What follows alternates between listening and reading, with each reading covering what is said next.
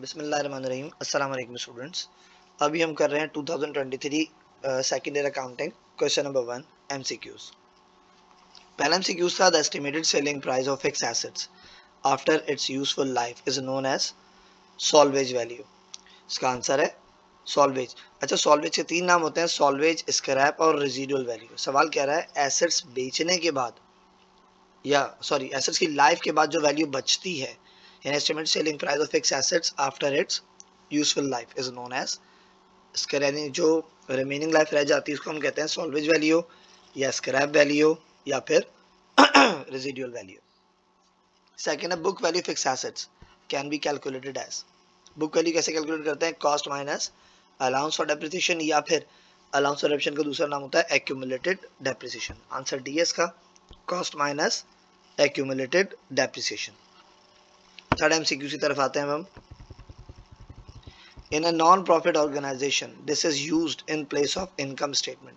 तो non profit organization में income statement की जगह हम यूज करते हैं इनकम एंड एक्सपेंडिचर अकाउंट। ठीक है, उसके बाद है in non profit organisation this is used in place of cash book. NPO में आप receipts and payment account use करते हैं किसकी जगह? कैश बुक की जगह। अच्छा, जो पिछला एमसीक्यू था इनकम एंड एक्सपेंडिचर अकाउंट, मतलब बताता है कितना प्रॉफिट कितना लॉस हुआ। पहले एक्सपेंडिचर का कॉलम बनता है, लेफ्ट साइड पे राइट पे आपका इनकम का कॉलम बनता है, जिसके थ्रू डिफरेंस आप निकालते हैं सरप्लस या फिर डेफिसिट। फिफ्थ एमसीक्यू तरफ आते हैं। The value of books in library a non profit organisation is shown balance sheet as. ये फिक्स एसेट होता है क्योंकि बुक्स जो होती हैं आपकी वो लॉन्ग टर्म चलती हैं, तो फिक्स एसेट्स में आएगा library books. Number 6, subscription receive but not yet earn should be shown in balance sheet as. क्योंकि देखो रिसीव हो गई अब तक कमाई नहीं है तो ये अनअर्न्ड कहलाती है, तो अनअर्न्ड आपकी क्या होती है? लाइबिलिटी होती है।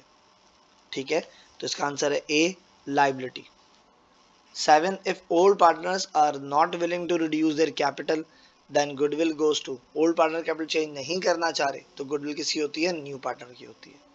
ठीक है, if old partner are not ready to change their capital तो गुडविल किसकी होती है? न्यू की होती है। और अगर न्यू का कैपिटल चेंज ना हो तो गुडविल किसकी आती है? ओल्ड पार्टनर्स की आती है। यानी गिवन है जितना लगा रहा है उतना, जितनी इन्वेस्टमेंट है उसकी उतना ही कैपिटल मिलेगा, देन गुडविल किसकी होगी? फिर ओल्ड पार्टनर की होगी। जैसे इस सवाल के अंदर ओल्ड पार्टनर कैपिटल कम नहीं कर रहे तो गुडविल किसकी आएगी? न्यू की आएगी। नंबर 8, गुडविल आपकी क्या होती है? Goodwill is an intangible fix assets होती है गुडविल। ठीक है, क्या होती है? Intangible fix assets. नंबर 9 पे आते हैं। If nothing is stated in the partnership agreement then the profit and loss share equally. अगर कुछ स्टेटमेंट मेंशन ना हो तो प्रॉफिट लॉस इक्वली डिस्ट्रीब्यूट होता है between the partners. Number 10, if there are only two partners then on retirement of one partner the partnership business will get dissolved। अगर कोई भी एक पार्टनर रिटायर होना चाहेगा कि दो पार्टनर है और एक पार्टनर जो रिटायर हो रहा है तो ऑटोमेटिकली पार्टनरशिप क्या हो जाएगी? डिसॉल्व हो जाएगी, क्योंकि पार्टनरशिप नहीं रहेगी, सिंगल पार्टनर बचेगा। तो सिंगल पार्टनर तो सिंगल ओनर हो जाएगा, वो सोल प्रोप्राइटर हो जाएगा, वो पार्टनरशिप नहीं रहेगी। Number 11, this temporary account is used in liquidation process. तो भाई लिक्विडेशन में क्या यूज होता है? रियलाइजेशन अकाउंट यूज होता है। क्या यूज होता है? Realisation account. किसके अंदर? लिक्विडेशन में। Loss of the firm at time of liquidation is transfer to. तो भाई जो भी लॉस और प्रॉफिट होगा वो पार्टनर्स के कैपिटल में ट्रांसफर होता है। तो किस में ट्रांसफर होगा? पार्टनर्स में ट्रांसफर होगा। क्या चीज? आपका लॉस हो चाहे प्रॉफिट हो। 13 पे आते हैं। If a partner can contribute any amount towards his or her capital deficiency from personal resources, then this partner is termed as। अच्छा, जो पार्टनर घर से पैसे ला सकता है उसे आप कहते हैं सॉल्वेंट पार्टनर, और जो नहीं ला सकता उसे कहते हैं हम इनसॉल्वेंट पार्टनर। ठीक है, तो यहाँ लिक्विडेशन नॉर्मली टॉपिक है जिसके अंदर होता है कि पार्टनर घर से पैसे ला सकता है या नहीं ला सकता। तो पार्टनर जब घर से पैसे ला सकता है तो उसे हम कहते हैं सॉल्वेंट पार्टनर। 14 पे आते हैं। The amount of goodwill of the firm at time of liquidation is distributed among partners as loss। क्योंकि कैपिटल जब पार्टनरशिप खत्म होती है तो गुडविल क्या होती है? एज अ लॉस डिस्ट्रीब्यूट होती है। ठीक है ना? क्यों भाई? क्योंकि जब फर्म पार्टनरशिप खत्म हो गई, लिक्विडेट हो गई, तो आपकी गुडविल भी क्या हो रही है? खत्म हो जाती है। 15 पे आते हैं। Share holders are owner of a company. Share holder कौन होते हैं? कंपनी के ऑनर होते हैं। Number 16, debenture are reported to the balance sheet as, कि डिबेंचर्स क्या होते हैं? बेसिकली कंपनी की लॉन्ग टर्म लायबिलिटी होती है। तो क्या होती है डिबेंचर्स?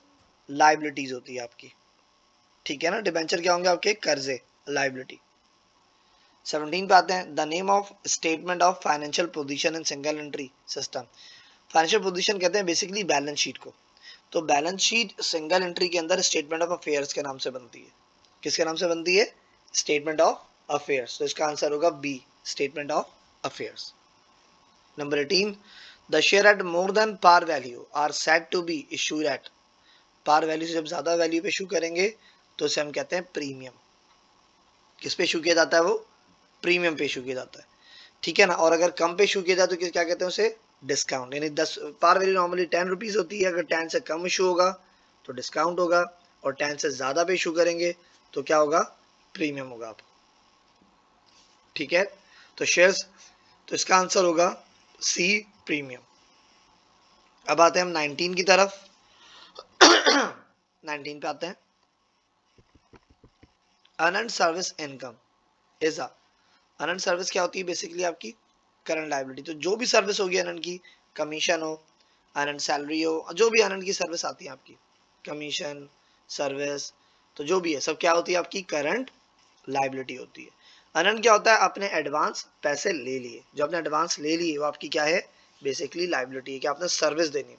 समटाइम लोग समझते हैं कि भाई जो है सिर्फ कर्जा देना है यही लायबिलिटी है। नहीं, सिर्फ कर्जा देना नहीं, आपकी सर्विस देनी है ये भी आपकी लायबिलिटी है। आपने पैसे एडवांस ले लिए हैं और आपने सर्विस अब तक नहीं दी है, तो ये भी आपकी क्या कहलाएगी? लायबिलिटी की। आपको सर्विस प्रोवाइड करनी है, पैसे एडवांस ले लिए, सर्विस अब तक नहीं दी है, तो जो सर्विस देनी है वो भी आपकी क्या कहलाएगी? लायबिलिटी होती है। तो कौन सी लायबिलिटी होती है ना आपकी? Current liability. तो इसका आंसर होगा ए, करंट लायबिलिटी। 20 पे आते हैं, if incoming partner purchase share from old partner, यानी क्या हो कि भाई ओल्ड पार्टनर से उनका हिस्सा परचेज किया जा रहा है, तो ये क्या कहलाएगा? इसमें क्या होगा कि भाई कोई कैपिटल की इंडक्शन नहीं होगी, क्योंकि वो ओल्ड पार्टनर से कैपिटल उनको पैसे देके परचेज कर रहा होता है। अब होता क्या है कि भाई मेरा 1 लाख का कैपिटल है, इसमें से मैं 20,000 का देना चाह रहा हूँ, लेकिन महंगे दामों में दूंगा। 20 का कैपिटल है, 30 में दूंगा, लेना है तो अब परचेज करके आ जाए हमारी पार्टनर बनने के लिए, ठीक है। तो इसे नेगोशिएशन होता है, ज्यादा पैसे या फिर कम पैसे देके कैपिटल परचेज कर लिया जाता है, ठीक है। तो जो भी इस तरह की नेगोशिएशन होती है तो उससे कैपिटल में, कंपनी में कोई फर्क नहीं पड़ता। पार्टनर आपस में जो पैसे ले रहे दे रहे होते हैं वो पार्टनर की जेब में जाता है, कंपनी का टोटल कैपिटल इंक्रीज नहीं होता। तो कहते हैं brings no change in total equity.